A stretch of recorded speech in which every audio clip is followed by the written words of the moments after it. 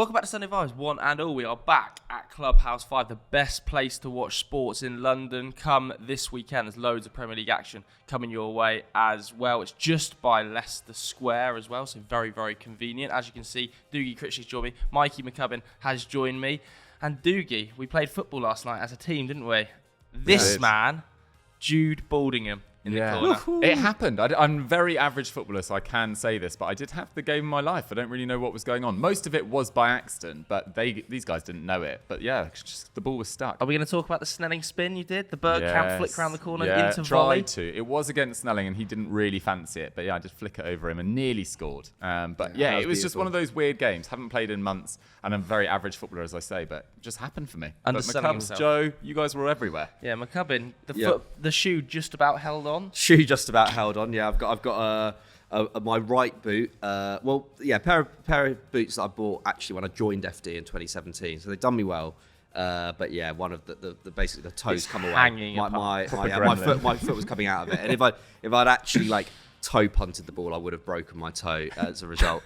But they were fine. I made a lot of very easy saves with my feet in goal, so that was fun. It was nice to be back on the pitch. It was good. It was very nice. It was very sweaty though, wasn't it? It was hot. But nobody got injured, so that's the main thing. Yeah. Anyway, let's crack on with the Premier League chat today, because as you can see from the title today, we're talking about the best players outside of the Big Seven. Doogie's not happy with it, but we are including Newcastle alongside the Big Six in this chat. Yeah, I mean, they probably do deserve to be there. A lot of their side would instantly get into this. So it takes away that. Well, they're in the Champions League. They're in the Champions League. They're in the Champions League. Worth saying as well, we're just doing two players max from each team. Two players maximum from each team. It's a bit like fantasy football, so we can't just go out there and select 5 Brighton players. Now, I saw the comments last week. I've spoken to lots of people. They want us to bring back the judging factor. So today, I am going to be judge, jury, and executioner.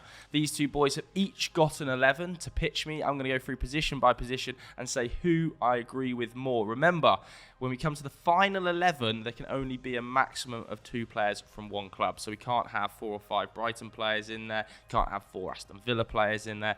You get the picture. Yeah. Let's start with a goalkeeper. Okay. Remember, no Big Six, no Newcastle players. Okay. Go on, Diggs. Right. I'm going to kick off with Bernd Leno. I think people really realised last year how good a goalkeeper he was, but facing a lot of pressure at Fulham. But I actually think he's been kind of underrated throughout his whole career, to be honest. 7 seasons at Bayer Leverkusen, only ever missed 5 league games for them. Played in the Champions League for Bayer Leverkusen, age 19. Had 4 seasons, was it, at Arsenal, 3 of which as a regular, then was dropped to the bench when Ramsdale arrived. But even at Arsenal, I think he was pretty solid, to be honest. I think across his entire time at Arsenal, saved 4 more XG than he should have, according to that metric. But last year at Fulham, just absolutely sensational. 9 expected goals saved. I think that was the second best record in Europe. And already this year, I think he's pulled out some big saves already. I mean, Fulham have faced a lot of traffic already. I am slightly concerned for Fulham. Polini, new contract, mate. Don't worry about it. I am surprised by that. And Henry Hill who's behind the camera, saying before we started shooting that it doesn't have a release clause in it. Do I believe him? Kind of baffles me. I don't know what sort of sources he's been reading, but yeah, he's been absolutely excellent for a while. And Fulham are 14th for shots conceded per game, where you probably expect them to be, but 20th for expected goals against. So really high quality chances they're conceding. So Leno's going to have another superb season. What I would say about Fulham is they have had really difficult fixtures. They have already played City, they played Arsenal, they played Brentford, and they played Everton. Difficult, that one. Well, less difficult, to be fair, and they were lucky to get a win there. So I am slightly concerned for Fulham, but not concerned for Leno, and I think he deserves at least a shout, if not the nailed-on inclusion. So you're pitching Leno? Mikey? Yes. I think Leno is, in some ways, is the obvious shout, because I think he was, one of the 2 best keepers in the league last year. But I think Emi Martinez is hard to discount. I think the fact that he had a bit of a drop-off just before the World Cup, actually, last year at Villa, has maybe meant that kind of conversations around him being, one of the top goalkeepers in the world, among Premier League fans at least, has kind of taken him down a bit. He's in the Ballon d'Or 30, though. But he is in the Ballon d'Or 30, of course. He's a World Cup winner. And I mean, and actually, you can't ignore what happened in the World Cup. You know, he was decisive in the 2 penalty shootouts that won Argentina the World Cup. He was superb throughout the tournament. Made obviously that save from Kolo Muani, which kept Argentina in it in the 120th minute. And he's been incredibly solid throughout his time at Aston Villa and at Arsenal. I know he didn't, get a huge amount of game time at Arsenal in the end, but broke through and was very, very impressive in that kind of post-lockdown period, wasn't he? Since he's been at Villa, his save percentage hasn't dropped below 30%, which is really, really impressive. Last year, it was around the same as Ederson, who I know had a relatively poor year, but Man City do not give up particularly easy chances, and so like saving a third of your shots is still very, very impressive in that regard. He's also, I think what sets him apart from someone like Leno as well is that although Leno was the better shot stopper last year, no doubt about it, Emi Martinez is still a really good shot stopper. Like, he still consistently saves more shots than he should concede, or saves more goals than he should concede, rather. But his ability to sweep up at the back is superb. I think he ranks in the top 1% of keepers for defensive actions outside the box. So I think in terms of a goalkeeper who could step in, and it's weird actually, they're both former Arsenal goalkeepers, but in terms of a goalkeeper who I think, like, from outside the top 7, who would easily be able to fit into a very expansive elite, Champions League team, I think Emi Martinez is the standout candidate from the rest of the Premier League. Oh, this is a tough one because I feel like Emi Martinez has more history potentially. I know you sold me a little bit on Leno as well, especially in his time in Germany, but I just think Emi Martinez, for me, if I was taking a goalkeeper tomorrow to have in goal, I would have Emi Martinez still. Really? Big character. Big character. I feel like big leader. He has Obnoxious. great performances, but then maybe some bigger dips. I think Leno's just maybe more consistent. Maybe his top level's not quite Well, as I don't exceptional. care what you think, do you? I'm the judge during execution. Just to clarify on that, was it his clean sheet percentage never drops below 30%? Sorry, clean sheet percentage. Yeah, okay. I'm being an idiot there. That is, I'm already, Clean head's sheet gone. percentage. But yeah, never- clean the sheet only thing, percentage, actually, yeah. I'm wavering here because I'm thinking you can have a maximum of 2 players from each side. I'm thinking how many other Fulham players can be pitched. Whereas I feel like there's a lot of Villa players to come. Well, you're Musa judge, Diaby. jury, and execution. What's You've it? got to shut out. Can you also only pick 2? I can only pick 2. Oh, really? You can't have 5 Brighton Oh, and right. Villa. Wow. Okay, interesting. That changes things. Do you know what? That really does change things in my thinking. Get him in. I would have gone Martinez there, but because of the format, I'm selecting Leno. Wow. Anyone who pulls out that celebration after the That World Cup is final, I think you can't get into this team. That's So weird. And Martinez hasn't made it on a technicality. Yeah, basically. and Yeah, that it's a celebration. technicality. Let's Okay, go to alright. right back then. Okay. Right back was really difficult. Yeah, I don't so actually think tough. there's that many good right backs outside of the top 7. I don't to be think honest. there's that many good right backs in football, like full stop, to be honest. You sure? Trent, Cancelo, Reece James. Hakimi. Keamy, Yeah. Walker. I feel like there's better right backs than left but backs. apart from that, there's not that many. Like, I feel like with this whole summer, Apart from the 5. yeah. Apart from, I feel like this summer we've been talking about how that, like, so many clubs need right backs, but there are no right backs out there. Like, I think right back is a bit of a deficient position in elite football at the moment. But anyway, Okay, who we got a right back, Mikey? oh, who have I got?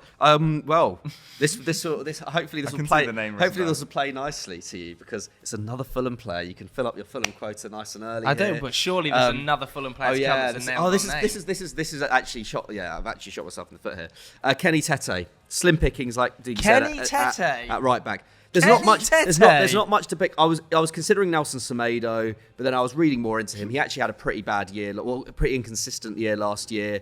I was going to go Matty Cash, but I've got 2 Villa players. Well, I've already got 1 Villa player, who Yeah, I've said fair. already, and then there's another Villa Kenny player. Tete, though. Yeah, let's focus on Let's that. just Well, focus yeah. on how he's got a call up to this squad. You know what? Kenny Tete, Was quite linked with underrated. Bayern in the Sorry? summer. Was linked with was Bayern linked in with the Bayern summer. in the summer. Quite underrated. 5 assists last year. Very decent in terms of his defensive output as well. I think he was alongside Joao Palhinha, like the key defensive contributor in that Fulham side. Very good in the slide tackle. Wasn't it the worst by XG defensive side in the league? It was, but That's why Leno comes in. of course it is. But that's down to the overall defensive structure, not necessarily just one player. Yeah. And as a result of Fulham being pretty leaky, Kene Tete had to do a lot of defensive work. He also was very decent going forward. I think he ranked in the top 10 players for crosses into the box in total last year. I know there was that pretty silly foul on Fabio Vieira in the recent Arsenal game, but that was a bit of an anomaly in terms of his defending in the box. Fulham defended very, very deep last year, and Kene Tete's defensive output was pretty key to them not conceding more. But I agree, it's a weak position. It's really, really slim pickings. I didn't really want to go for Max Aarons because he's only just come back into the Premier League, even though I do think he's a very solid right back.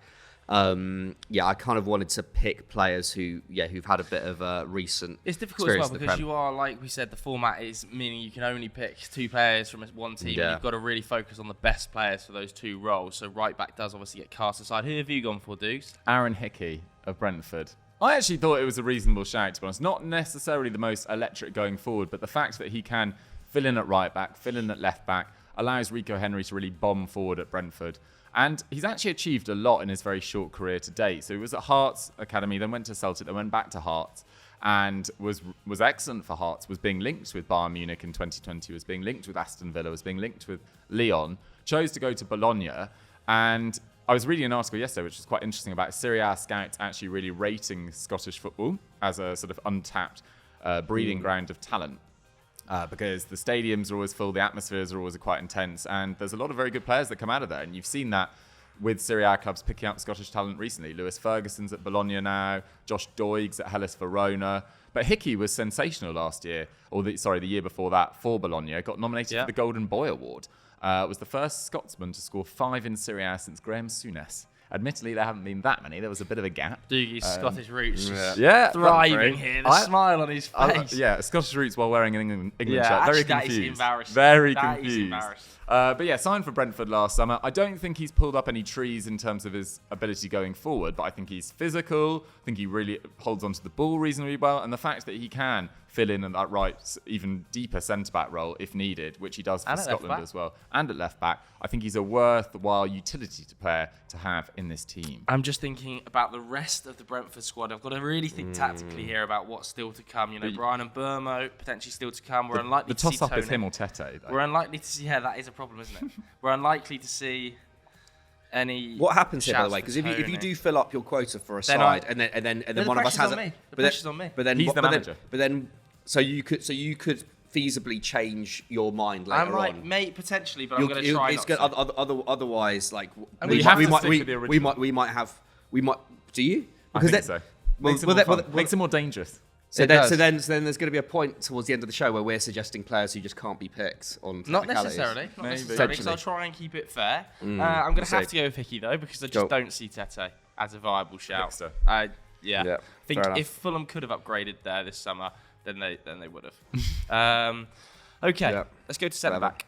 I'm going to go... you go first. I'll go first. Ben Mee, another Brentford player. I think I'm shooting myself in the foot slightly here by picking players, by having players who have just been from the same clubs who've just been picked.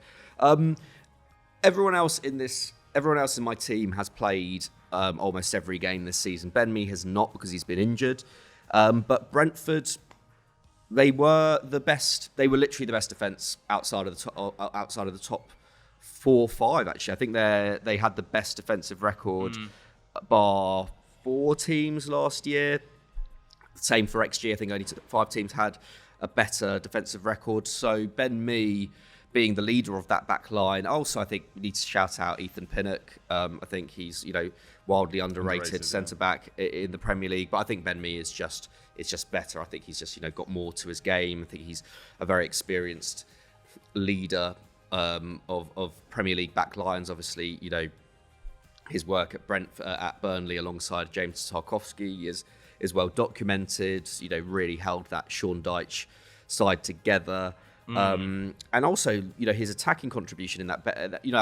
This Brentford side is very interesting in terms of both Ethan Pinnock and Ben Mee both rank among the top centre-backs in Europe for touches in the opposition penalty area. So he's contributed a lot up top as well. I think he got 3 goals last year. Yeah, he's a nightmare from corners. Yeah, so like that, both of them, are really key to their set-piece strategy.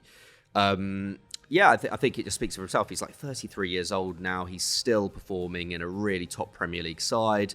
It was hard to look past him. I was considering putting Pinnock in there just because Ben Mee hasn't played that much this year.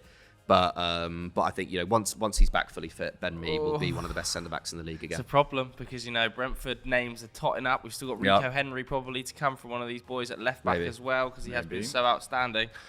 Dukes, who's your first centre back? I've gone with Joachim Andersen, or as Joe likes to call him, Joaquin Andersen. Absolute legend. I love Joachim. I think he's brilliant. He's in his 4th year in the Premier League now. 1 with Fulham, 3 with Crystal Palace. He's never missed a game for Palace with injury. Very good in the air, 72% aerial dual win rate last year. And this is an exceptional long-range passer. Genuinely exceptional. Like, only 4 players completed more long balls than him last season, and only 2 of those, Rodri and Ruben Neves, completed them at a higher percentage than his 53%. Rodri's, just on a side note, for long balls over 30 yards was nearly 85% completion rate, which is just crazy. Insane. Like, that's better than some people's short passing completion rate is. So that just sums up how good Rodri is. But anyway, I think Joachim Andersen's got it all. He's reasonably aggressive. He's front foot. Better than Gahey? You going better than Gahey? I prefer him to Gahey. Have you got Gahey as a suggestion? Gahey is going to be my next suggestion, yeah. So you prefer I prefer Andersen personally. Gahey might have a higher ceiling because he's that bit younger. But I think right now Joachim Andersen's the better centre. So who's your other name then? My other name was Lewis Dunk, the Dunkster. Hot off the press after a sensational second debut for England this week. Looked at home, at ease, at England level. 13 years at Brighton. He's played for them in 3 different divisions. He's, played under Chris Hughton, Gas Poyet. Now he's played under Graham Potter. Now he's playing under Roberto De Zerbi. Most passes completed in the entirety of Europe last season, Lewis Dunk. I know, but there's problems with picking Lewis Dunk. I think he has to be in the team, but then that comes as a sacrifice. That's what the manager's got to do. Of That's why you pay the big bucks. Or it comes at the sacrifice of Evan Ferguson. Or maybe even Purvis Estupiñán, who probably has been the best left back in the league. So are you going for a double start this season? But then you can't have potentially an Eze. Can't have an Eze. I'm trying to think of midfield. What were you thinking about doing 2 Palace? I was Palace thinking both at the back. About the Palace duo there. And Joachim Andersen. I'll say this about Gahey. He's already vice captain at Palace at the age of 23. I've gone for real leaders at the back here. You have. I've gone more for leaders rather than ball players. I do love ball playing centre backs, but like Gahey, he's already got 12,000 minutes of professional action under his belt, which for a centre back of that age is truly exceptional. Like, he's just been ever present, at Swansea and then at Palace straight away, and he has developed a great partnership with Andersen. Andersen does take that ball playing role a lot more, but I think Gahey is the more dynamic centre back in many regards. He's quicker. He's a really intelligent ball winner, I think. I think he will be. Hodgson's even said he's a future England captain, which is pretty mad. I know that's his manager and everything. He's got to big him up, but I think Gahey is exceptional. I think we'll see another really, really big year from him this year because I think Palace have looked quite good actually in the early weeks. And better than I thought they were going. I thought they were going to really struggle this year. They actually press teams quite high at points. Their pressing is pretty good. The handbrake is off. Yeah, so and so as a result, actually, the back line doesn't come under over too much pressure. But I think Gahey is just superb.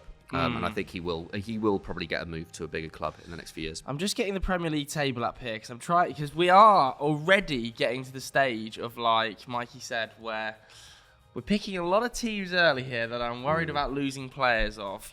Brighton in particular. If I take Dunk, I can't take Estupiñán and Karamatoma. You can't take both. Is anybody suggesting Estupiñán? No. I will be, yeah. I was gonna suggest Rico Henry because I thought Doogie had Estupiñán, but Doogie doesn't. So I think I'm just gonna go for Estupiñán because I think he is clear. You can't go Ben Mee because then you might not be able to get a Brian and Blamo in. Okay. Is Varane and Bema going to make it into the I am going to take Ben Mee and... Good choice. I think let's do one each. I'm going to take Ben Mee and I'm going to take Joachim Anderson as a centre-back duo. I'm sure people won't be happy with that, but Lewis Dunk would have been in there had there not been the factors outside of our control, aka the format that we actually decided ourselves. So let's go to left back. Okay. You're going to have an uphill battle to beat Purvis here, man. Yeah, really difficult. Really difficult. And he's new to the Premier League, my guy. Milos Kerkez, the Hungarian. I think he's actually started really well. Actually at RZ, he was mainly known for his attacking work, but actually at Bournemouth, it's mainly been the defensive side that he's come into so far. I don't think Bournemouth have been quite as natural and free-flowing as I probably expected them to be. Look, there's a lot of new players in that squad. There's a new manager feeling their way into the league a little bit. But it's not been absolutely all guns blazing in the way that I potentially thought Bournemouth might be as high as sort of 12th this year, but it looks like it's going to be slightly harder, at least to begin with. They're 14th for shots, 15th for possession, 16th for pass accuracy, which is a little bit concerning, and 19th for shots conceded per game. They do have that pressing side to them. Iraola was known for that at Rayo Vallecano. They're 6th for passes per defensive action, which was between Brentford and Wolves, and above Man City, interestingly. Man City normally very high up on that metric, not so much anymore. But yeah, 18 tackles and interceptions so far. That's joint 6th in the Premier League from Kerkez. And I'm looking forward to seeing what he can do going forward. Admittedly, against Estupiñán, it's pretty difficult, but I wanted to give him a shot. I think it's a little bit difficult against Estupiñán. I mean, I'm going to select Estupiñán, Mikey, so you're going to have to work miracles not to get a player. Shall I try and talk you out of it? Sabotage. Well, there's a man called Rico Henry. I think we do need to give a shout out to Rico Henry quickly, because I think he he is essential to the way that Brentford play. Yeah, he is. He's so essential, and he doesn't actually really have the hard, goal and assist numbers to back it up. But I think he's already created registered 3 goal creating actions this term. He's been particularly bright in the early weeks of the season. And, the fact that Brentford are a super counter-attacking side, also had scored as many goals as Man United last year. I think only 3 teams outscored them in the league last year, despite them having one of the lowest possession rates of any side. I think is testament to the way that, someone like Rico Henry opens up space for players like Mbeumo and Ivan Toney. So I think personally Rico Henry is the clear second favourite here. But yeah, Purvis Estupiñán, just such an excellent left back, and has been for a number of years. At Osasuna, he was amazing back in the 2019-20 season. I think that's when he first kind of came on my radar. He just ranked among the top fullbacks in Europe even back then in terms of his defensive output and attacking output. And Villarreal, he was, a starting left back in a side that made the Champions League semi-finals under Unai Emery. Yeah. And then at Brighton, really, took to the Premier League. It took him a while to actually get his first assist, I think. But even in the kind of pre-World Cup stage of last season, I think he was putting up something like 3 chances each game. That then actually came down towards the end of the season, I think, when Matoma came into the side and had more of a decisive role in attacking play, and I guess took the pressure off him a bit. But his delivery, his crossing ability is just superb. His engine is brilliant. I think he is. Yeah, he's one of the best left backs in the league, isn't he? Yeah, I think he's stupid now. He's being selected in there, Duke. Sorry, that's the first player that I've really had a precursor thought to being has to be selected. I just think he is actually right now the best. Some issues going forward. I think he is the best left back in the league right now, though. Fair enough. I think there's a bit of a dearth in that spot. Have you created a problem for yourself down the line? Potentially, because Brighton players have to be selected. They are stunningly good as a side, but You worried about Man United this weekend? Yeah, I'm worried about Man United. Both of you, actually. Yeah, of course, massively. Man United. Obviously, we haven't lost at home in the Premier League since Brighton, literally over a year ago now. That's a good record, isn't it? I think 31 games. I think that could well be scuppered again this weekend. Hoyland versus Dunk will be a good one, though. Yes, it will. I want to see him from the start as well. Yeah. And Ferguson versus Martinez as well. Battle of 2 very young, exciting strikers there, so that could be good to watch. Let's go into the midfield, though. Who have we got? Should we go for I've got a more defensive mind. Have you? I've got a defensive. Okay. I've got a CDM. Nice. Yeah. I have gone for my more CDM type, Ibrahim Sangare of Nottingham Forest. Oh, Haven't seen him in the Premier League yet, so this is a bold Very bold shout. strategy. Very bold shout. But on reputation alone, he's got to be in the reckoning. I watched him against Rangers the other day for PSV. Him and Joey Veerman in the middle of the park were actually recommended for Brentford earlier in the summer as a more creative option for them. Veerman, that is, looked absolutely exceptional against Rangers, bossed that game entirely. So for him to go from a Champions League level club to Nottingham Forest, I think it's a massive coup for Forest. And with Nicolas Dominguez coming in as well, they've now got really good options in the middle of the park, Forest. And I'm excited to see how they develop this season. After a slow start to the summer, 7 signings on deadline day. They're back. They're back. But Sangare, look, he's been brilliant for PSV for a number of years. 3 years there, 2 Dutch Cups. Only missed 7 games with injury in the last 3 years, so really durable. And he's got a little bit of everything to his game. He's actually not someone that, if you look up his statistics, that you'll necessarily see like anyone who shines in anything in particular, as in isn't elite in anything in particular. But the fact he can do a little bit of defensive work, the fact he is very good in tight spaces, the fact that his passing's pretty solid, I think he's just going to really adapt to the Premier League really very easily. And I'm excited to see what he can do in a Nottingham Forest side that are trying to evolve their style a little bit more, not from a purely counter-attacking side into someone that can more dominate possession. I think he's going to be quite crucial to that. Yeah, I have to say, I think that is one of the coups of the summer, getting Sangare in, isn't it? Yeah. I mean, Football Daily, and you boys as well, we've been talking about Sangare since his Toulouse days, haven't we? Like, for a long old time now, so finally Bit gets of to pressure see him on in the Premier Tifo League. as well. A little bit Yeah. of pressure on Yeah. He's like their Big number one pressure boy. on Tifo. He's the go-to guy for Yeah, all he their was. smart transfers, Yeah. Sangare. The So, sensible transfer. no pressure, Tifo boys, no pressure, but you better step up. And also worth saying on Forest, actually, they've got 6 points and they've played Man United, Arsenal and Chelsea. Which is Yeah. really, really impressive. And their away record last season was horrifying, and they've already rectified that to a level, obviously, with the points away at Chelsea, and really should have taken Nearly at least a beat point United, against Manchester United as well, if they hadn't kind of succumbed, fallen down to 10 men after going 2-0 up in the first 5 minutes. Your DM. My DM. Well, you turned down Kenny Tete, I believe, not because of Kenny Tete, but because there's a certain Joao Palhinha at defensive midfield. I just think in terms of a pure destroyer, there's very few better than him in Europe right now. I think he made more tackles than anyone in Europe's top 5 leagues last season, famously. Obviously, nearly got that move to Bayern, didn't he? Has now signed this contract, as Doogie alluded to earlier. Why? Yeah, it's mad. Marco Silva said that that deadline day, collapse, which obviously, the German transfer window closed earlier than the English one. Fulham weren't able to find a replacement.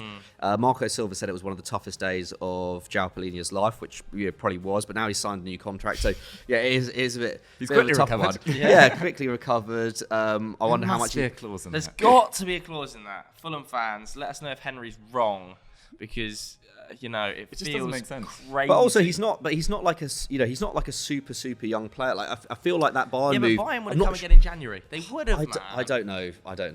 I'm not sure. It depends where Bayern are at in January, and I think by next summer there are going to be potentially other players on the market. But nevertheless, Henry's holding up Sky Sports articles. So there's no clause. no clause, no collusion. Henry says he's definitely going. Just Well, little we'll see. I don't know if Bayern do come back in for him. I'm really not sure. I think that ship may have sailed for him. But anyway, he started the season superbly as well. He's making 7 tackles and interceptions a game. That's the level that Wilfred Ndidi was managing in his peak days at Leicester. I was originally I put down that was like peak Kante numbers, but then I looked back at Kante. I forget that Kante was literally making 10 tackles and interceptions a game in that 15-16 year. Yeah. So nothing will ever come close to that. But Palhinha, just has his work cut out for him at Fulham, doesn't he? There's just so much traffic coming through the centre of the park, and actually, he does so much covering on the left and right as well. He just is everywhere, and it's not like it's only happening at Fulham. Like, he was making over 5 tackles and interceptions a game consistently at a very ball dominant Sporting CP side. So I think he's the standout for me. I have to say, I think you did really well trying to sell Sangare there, but just because we haven't seen him in the league yet, I think let's give him 6 months to bed in and wanted to give a see shout what out he to a can Forest do. player as well. I think it's fair enough. I wanted to give a shout out to Amadou Onana as well, but I think just as a pure DM, you can't argue with him. Yeah, more- I bit think more box to Polina box. has Yeah, to be he is. selected in there. No. Okay, do we have more of a central midfielder? Yes. They could be Lucas picked here. Paquetá of West Ham. Love this guy. I actually think maybe his start to the season last year wasn't absolutely ideal, but actually when Moyes worked out how to get him into that side and how he kind of adapted his game to the Premier League as well, like he's putting out massive defensive numbers now. Like he's really robust, and I really like the fact that he can do a little bit of everything in the middle of the park. Look, I thought it was a little bit strange that City went after him this summer, but if they hadn't have signed Kovacic, then I think it would have kind of made sense because he can do that defensive work alongside Rodri, or could have done it alongside Rodri, but also really turned it on towards the back end of the year. Finished with 12 goal contributions in 43 games. Obviously got the assist for Jared Bowen in the Conference League final, so he'll always be remembered at West Ham now. And yeah, as I say, over 3 defensive actions per 90. He's got 1 goal and 1 assist already in the league this season. He's a regular for Brazil. Like the quality of this guy is really, really high. And this season, I know it's only 4 games, but 0.68 expected goals and assists per 90. That's level with Moussa Diaby. Maddison is only 0.06 ahead of that. So he's operating at a sort of league high level in his position and still putting up, as I say, good defensive numbers. And I really like the balance of an Edson Alvarez, James Ward-Prowse and Lucas Paquetá midfield. I think West Ham are in for a quietly, probably, 10th to maybe 8th place finish. Ooh, punchy there. Yeah. Gone punchy. Have you got anybody to compete with Paquetá? I think this is going to be an uphill struggle. I think Paquetá is brilliant. But I did want to shout out Philip Billing. I think I really like Billing. Yeah, really, really good player. Has quite a ton of Premier League experience now. Given came to Bournemouth from Huddersfield, and he was Bournemouth's, I think, over the course of the season, I think he was Bournemouth's best player last year. I think they struggled to stay up without him, actually. He got 7 goals and 1 assist in the league last year in the end, and is super versatile. We talk about someone like Paquetá who can do the attacking and defensive work. Philip Billing fits that bill as well, even if he's not like a creator like Paquetá is. But Goal scorer, though. Goal scorer, great in the air, physically just a very dominant player, and has become like more attacking throughout his career. Last year he ranked in the top 9% of midfielders in Europe for touches in the opposition box, which is super impressive in a Bournemouth side, which I think did they have the second lowest possession last year? Probably. I think that this year they will become a more interesting attacking side, and Ouattara and Solanke also had standout seasons last year, I think, but I think it was more based on the individuals rather than the actual kind of style of play in terms of their output.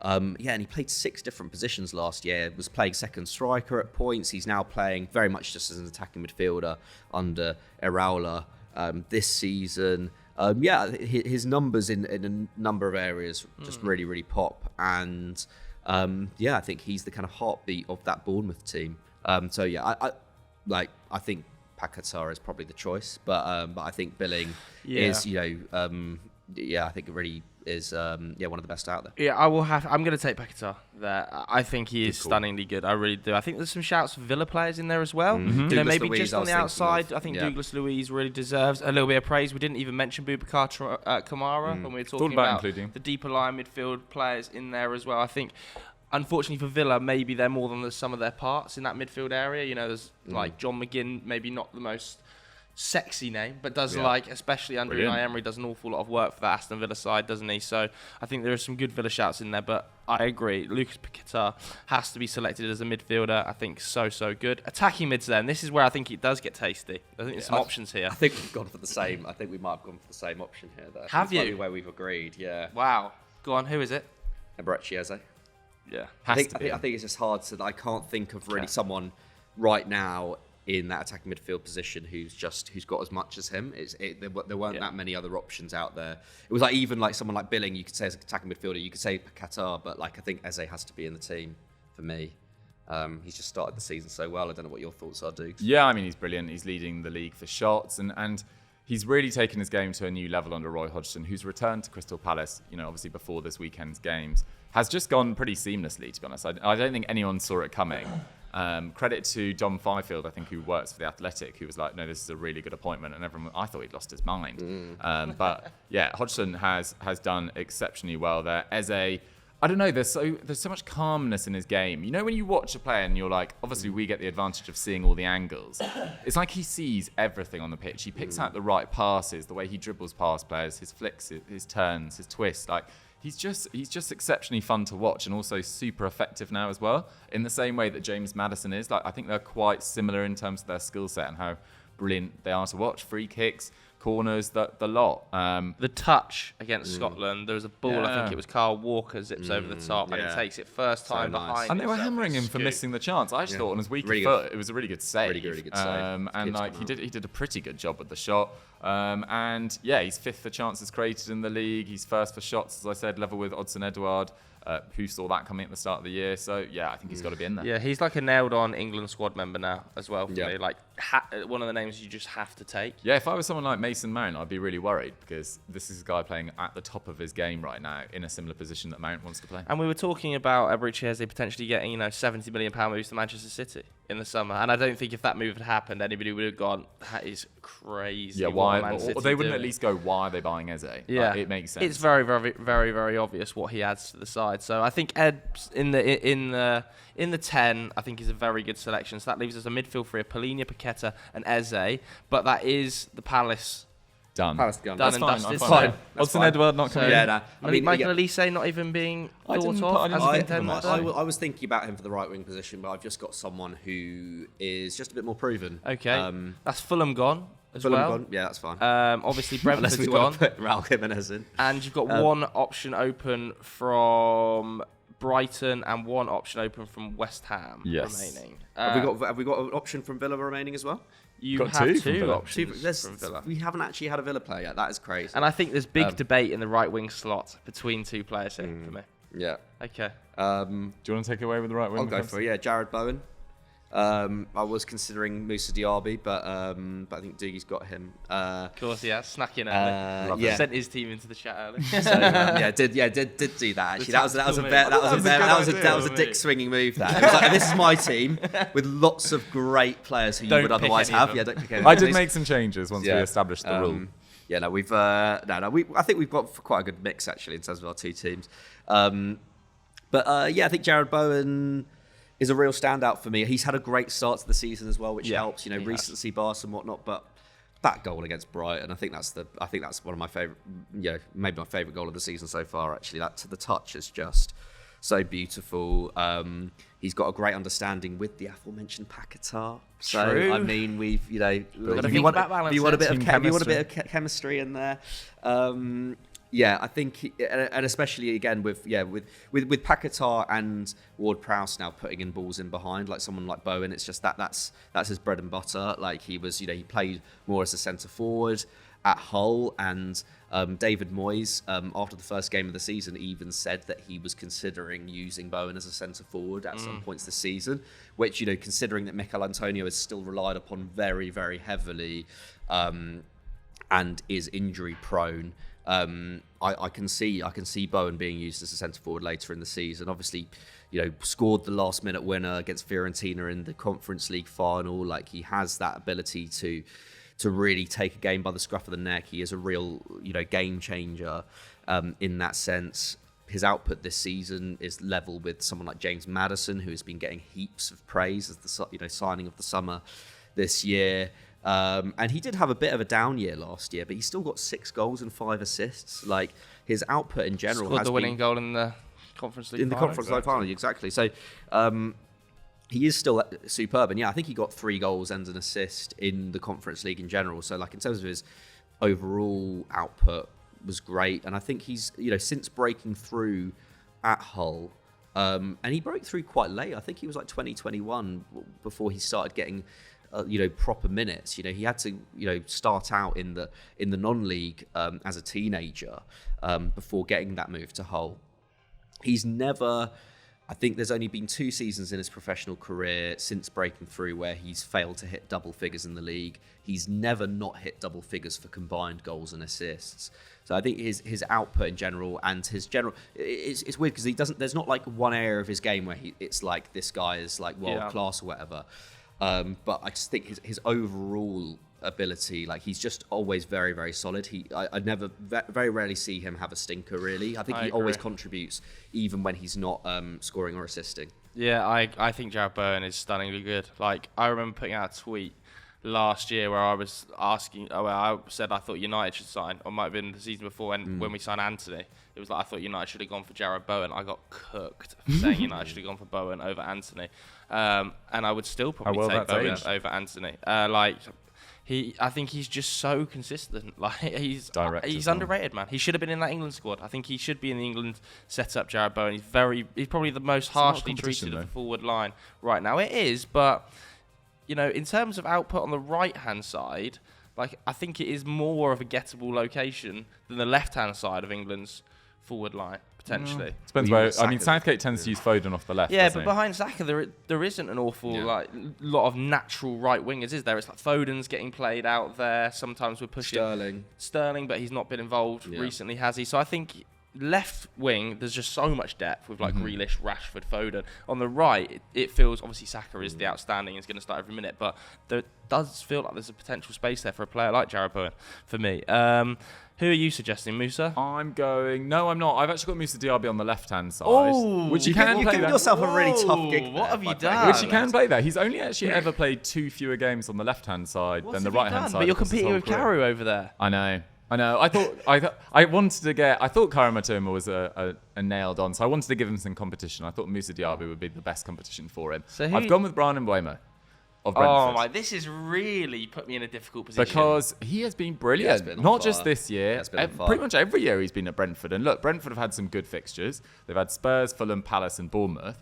But only Bayern and Barcelona are averaging more XG per 90 than Brentford in Europe's top 5 leagues right now.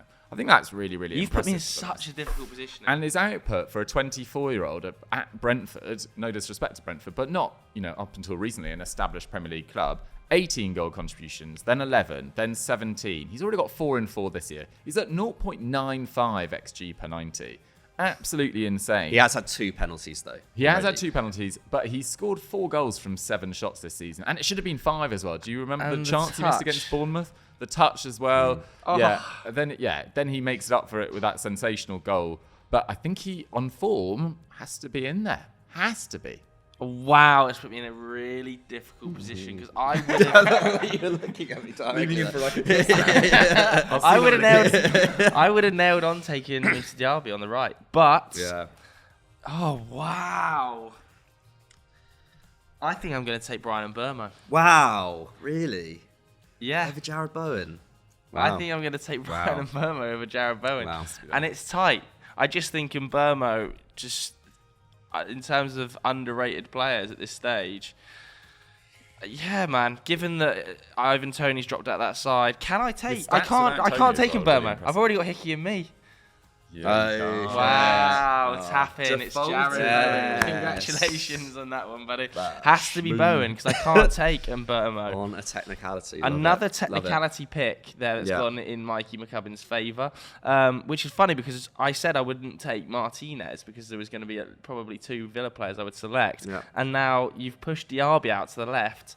I probably could have. So it's going to be well, no, it's fine, actually. Bowen. Yeah. Okay, wow. I can't believe that. I would have taken Musa Diaby over him, but you're going to now battle Diaby against Karu Matoma, mate. Tough task. I mean, we did team talk, was it the week before last, and we were talking about the most underrated player, or the best player, I think it was, outside of the top 6 or 7, and we all pretty much put Matoma. Yeah, you put Matoma, Pat. Except for, I think, Zach maybe said Evan Ferguson. Because he discovered him. But yeah, Matoma's an obvious pick for this, but I think Musa Diaby has started really, really well at Villa, and people will say, he's not a left winger. He's not really playing on the right either at the moment. He's kind of playing up front or in the hole behind Ollie Watkins with Matty Cash playing on the right-hand side and John McGinn as that left midfielder sort of role. And I think, Moussa Diaby started really, really well. 0.76 XG and assists per 90. Only Bruno Fernandes and Pedro Neto can up him for creativity in terms of expected assists per 90. He's been really, really good for Leverkusen for a number of years. I was so excited about him arriving in the Premier League. Still think it's an amazing coup for Aston Villa to have got him. I think he would have been a perfect Mo Salah replacement if and when that ever comes, but I think that looks unlikely now. I think he could honestly have gone to a club like Real Madrid and not looked a massive step down on someone like Rodrigo. I do genuinely think he's that good. In tight spaces, in open spaces, I just think he's a brilliant footballer. But yes, Matoma, up against Matoma. Yeah, I don't know what else there is to say about Matoma that we've not said recently. He just, I think if the elite clubs were not so well stocked in the left wing position, which I think, we talk about like right back and left back being a bit weak at the moment. I think the left wing position in world football is probably the strongest. I think I agree. If Matoma, if that wasn't the case, then I think Matoma would have been the subject of potentially an 80, 90 million bid this summer. He's been that good for Brighton, and his rise has been so steep as well. Obviously, had that 1 year on loan in Belgium, was excellent there, and then just adapted to the Premier League so quickly. I think with Matoma as well, he is just one of, if not the most fun player to watch in the Premier. And I think that entertainment factor is a big thing. But in terms of his dribbling ability, his ability to bring other players into play, I think that's the thing with Matoma, is that it's not his goal and assist numbers weren't absolutely huge last year. Although he, given that he only came into the side just before the World Cup, I think that's very understandable. But if he's not the one scoring or assisting, then almost certainly he's going to be the one who will have provided the kind of secondary assist to whoever is setting it up, whether he's laying off a Stupinian down the left, or whether he's laying it off to Solly March, or playing in Ciso, who then plays it into someone else. Just everything goes through him in that Brighton side, which, considering how good an attacking unit they are, for someone to still be so... for an individual to still be so influential in that side, I think speaks volumes. And yes, De Zerbi, an amazing appointment after Potter. Potter himself, a great manager. But for a number of years, Brighton did lack that cutting edge, even though they, were great at creating chances. I think Matoma, the star quality that Matoma brought them last year, was maybe the decisive factor in Brighton becoming a genuine Champions League top 4 contender. I just think Matoma has to be in this team. Just stunningly good. Totally agree with you. If it wasn't so stocked across world football, I think Matoma could be playing for Real Madrid. If they didn't have Vinicius Junior out there, if PSG didn't have Mbappe who can float out onto that left-hand side, I think we would be talking about him playing for one of Do the you best guys think clubs Brighton in could finish 4th? Yeah, absolutely. Do you think they will? Can. That 4th slot looks TBC, really competitive, depending on how deep they go in the Europa League, I think. I think if they look nailed on. If they go deep in the Europa League, I think it could be a bit of a struggle for them. And if they pick up an injury to one of the centre backs, Pascal Gross has started really well as well. TBC, but I definitely think they've got the manager and the quality within the team to finish 5th or even 4th. Okay, striker. I think I don't know whether I can get mine in now. Have we got 2 Brighton players? I got a Stupinian thing. Yeah, we have to. You're arguing. I went with Evan Ferguson. I thought when I actually looked at who I wanted to include most, I actually just wanted to get Evan Ferguson in, because I don't think more than Matoma. Yeah, because I actually think Moussa Diaby, or another left winger to Matoma, isn't as big a drop off as Ferguson to the rest. To be honest, really, on current form, I do think Ferguson is. I mean, he's averaging a goal every 115 minutes in the Premier League, and he's 18. He has been great, brilliant, and I think he's, it's worthy. He has been linked or has been put in the same conversation as the breakouts of Rooney and Owen, and it's not totally dissimilar in terms of what he's brought to the Premier League so far. And it's very early days to compare them as players, and who knows what Evan Ferguson goes on to complete or continue in his career, but. At the moment, this is a guy just seamlessly adapting to the most competitive and hardest league in world football right now at 18. 4 goals already this season, couple off the bench as well. How many do you think he'll score this season? I think he could get over 15. Premier League goals? Yeah. That would be ridiculous. Well, he's already got 4, has he? He's already got 4. Yeah, so I think he's on track for it. Yeah. I wouldn't be surprised. If he starts over 25 games, I think he could get 15 goals. If he gets 15 goals, he will be costing a team. Do you want to bet on it? He's going to go for, if that happens, they're going to be demanding 150, 160 million.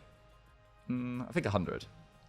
You are laughing at 100. Brighton will laugh people out the room at 100. They've just, I think 150 is... Okay. They've just sold Caicedo at 21 after one good season as a defensive midfielder for 150. But I think if they go too crazy with their valuation, people just won't... I mean, we saw it with Osimhen in the summer. Like, people just don't want to spend... And that's good for them. That's good for them. But it's, a striker is even more sought after that can score Premier League goals and is 18 and has just scored 15. I think 150 is a lot. I know Mo Salah's got less time on his contract and is a lot younger, of course, but he was, 150 million from Saudi Arabia? I can't really imagine another club in world football offering 150. Maybe they'll ask for it, but... They'll ask for it, for sure. They've got 115 for Caicedo. It just seems like... And Ferguson would be a bit much more attractive 150 prospect. million for an 18-year-old as good as he is. Football is broken, like you said. It is. And how much, you've just compared him then, how much would Rooney have been worth at Everton? Well, nowadays, we would have been talking about a £120 million player minimum. Definitely. Do you think? 100%. Such a... If Rooney at the Euro 2004, we were looking at the best English talent any of us had ever seen. Yeah, you're probably right. 120. Yeah, 120. 130. I just think £150 million for someone still in their teens is just mental. It is mad. It is mad. It is, but it could happen. I can see it. However, someone who's also been overlooked by Gareth Southgate recently, like Jared Bowen. Sorry, and there is a space here. Yeah, there is. For an Aston Villa player, Ollie Watkins. I think Ollie Watkins is the standout centre forward outside the top 7. 3 years at Villa, hit double figures in the league each time, isn't a penalty taker either, really. Well, I think there's maybe one or two penalties in there. But yeah, I think his consistency has been, at least season on season, has been really, really good. I know there's been down points, particularly under Steven Gerrard, where he wasn't really playing him as a centre forward. So it's not really his fault in that regard. And Villa, were in pretty steep decline under Gerrard towards the end as an attacking team. I just think Ollie Watkins as an overall centre forward. I love Evan Ferguson. Evan Ferguson will eventually become twice the player that Ollie Watkins is. I have no doubt about that. But Ollie Watkins is really at the peak of his powers right now. His ability to do multiple things in the forward line and also score tons of goals, I think, is brilliant. His pace is just frightening against Premier League defences. His ability to pull centre backs out of positions with his kind of runs in the channels is great. He makes that Aston Villa attack really tick. And Villa didn't just sign Moussa Diaby because he's a great player who's capable of playing at a top Champions League club. I think they also signed him because he suits that attack, and Ollie Watkins is one of those reasons. Moussa Diaby came out of a Leverkusen attack, which had lots of really young, fast players who were able to make space for each other. And I think Watkins and Diaby are going to have that kind of relationship at Villa this year. I think he's the clear one for me. I love Ferguson, and he's shouts for Mitra. Oh, he's gone. He's gone, mate. Saudi, mate. He's gone. I actually forgot he'd gone to Saudi. Yeah, he would have been up there. But I think even if Mitrovic was there, I think Ollie Watkins is a better footballer. I think you can tell that Watkins didn't always play as a striker, actually, because he's really unselfish as well. Well, when he was playing for Exeter City, I remember watching Ollie Watkins play for Exeter City, and he was playing as like a DM. Yeah. Mental. And then he got progressively higher at the pitch. There's a goal he scored for Exeter City from like 35 yards where he just dribbles past 3 players and smacks it top corner. And then he gets progressively further. Brentford, he was kind of playing as a 10, second striker. Now at Villa, he's and just you could tell from his early days at Villa that he wasn't necessarily that comfortable in one-on-one opportunities. But I actually think his finishing has got so much better than it was a few years ago. Yeah, I would agree with that. All right, let's have a recap of the team then, because I'm looking at it on paper. And I forgot. I just got that on a technicality, didn't I? I forgot about that. Yeah, you did, but it would have been a very close call between Ferguson. Ferguson's definitely got the higher ceiling, but as a footballer right now, I think Ollie Watkins... Really? It's very close. I think it's very close between the two. Ferguson is definitely the shiny, more exciting. I think also thing we right just now, haven't isn't it? seen. We haven't seen. I know it's like we can't blame him for it, but we haven't seen a season of Ferguson being the starting main number man. 9. Yeah. And we, maybe we will this year, but Yeah. Well, we can look at the team now. You're I not think pleased with it. yeah, I think it's pretty horrible. the back line. You're the manager. Back line, Yeah, man. it's not I think amazing. Leno in goal, fine. The back line, Hickey, me, Anderson, and Stupinian. I think Good on one some side. poor decisions have been Yeah. made there. I think on me and Anderson both right-sided centre backs as well. I think they might be. So yeah, Well, I that's think, a yeah, bit of a expensive. structural well, problem. we think could me change plays in the middle. Anderson for Gakey. Yeah, give me an extra point there. But Why not? either I'm way, open to that. I think 3 of that back No, we four. can't because we've got Eze in there. 3 at that back Oh, yeah, four, we I'm do, not yeah. particularly happy with. I know it doesn't matter because Yeah, it's the like same for like. team, And whatever. I think the midfield's pretty spot on. Palinha, Paqueta, and Eze. I think that's That's fun. fantastic. Yeah. The front line as well. Bowen, Matoma, Watkins. It's not right. It's not because yeah, you why? picked Diaby out of position, but Yeah, do you? You absolutely messed up there, man. you picked Diaby out of position, which has basically So we thrown the could whole have gone thing. Because I had Diaby, Leno instead of Martinez because of that. Yeah. Was it that? Yeah, the whole thing's all over the place. for you I here. mean, you could just put you I also could think just did you we could miss some just obvious put players Diaby as well? instead of Bowen. You I could mean, just put Esri Diaby Konsa in. didn't get a mention. I feel like Villa was slightly hard done I by. feel like yeah. Morgan Gibbs-White maybe deserved at Morgan least Gibbs 5 White minutes of didn't chat. get a shout Yeah, out. we should have shouted. I was ready to shout. Gibbs Dominic White, to be fair. Solanke didn't get a shout. I mean, just a shout out. I think he Yeah. is really good. Well, we're shouting them out now, aren't we? Yeah. I love Dominic Solanke, but it's just like he is a centre forward now, and yeah, I just don't think. It's not at Haven't Watkins' made level. Watkins. it's not. All right, so that was our 11 of the best players outside of the now coined Big 7 that Doogie's not happy with. We're not particularly happy with the team, but what do you think of it? Let us know in the comments below. If you enjoyed this video, hit the like button, hit subscribe, come down to Clubhouse 5 to catch all of the Premier League action this weekend. Thanks very much for watching.